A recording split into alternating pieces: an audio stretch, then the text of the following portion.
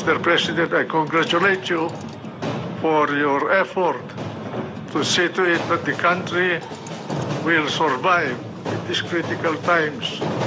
Hindi dapat gamitin ang mainit na kaisipan na kagaya ng mga kritiko natin.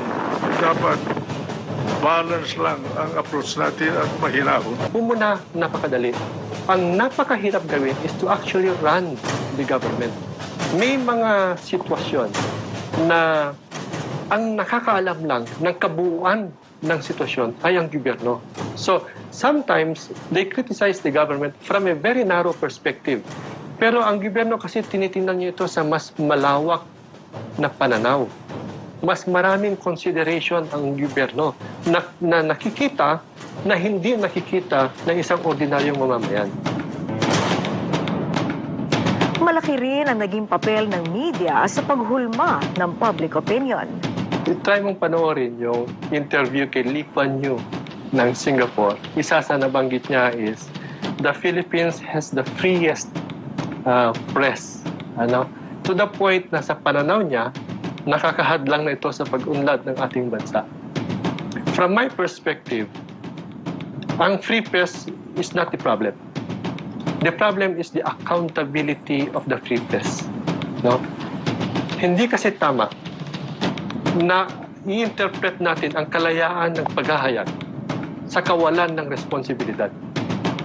Ang tanong sa atin ngayon is, who is holding the press accountable sa kanilang mga statements? So there has to be a very strong accountability. Sa kabila ng sunod-sunod na dagok na kinaharap ng ating bansa sa ilalim ng Administrasyong Duterte, kapansin-pansin na nananatiling mataas ang trust at approval rating ng ating Pangulo.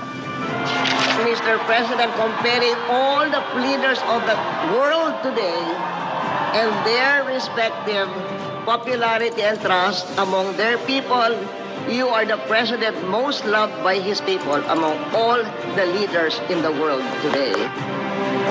Sa survey na isinagawa ng Pulse Asia noong July 2016, sa pagsisimula ng panunungkulan ni Pangulong Duterte, lumabas na 91% ng mga Pilipino ang nagtitiwala sa Pangulo.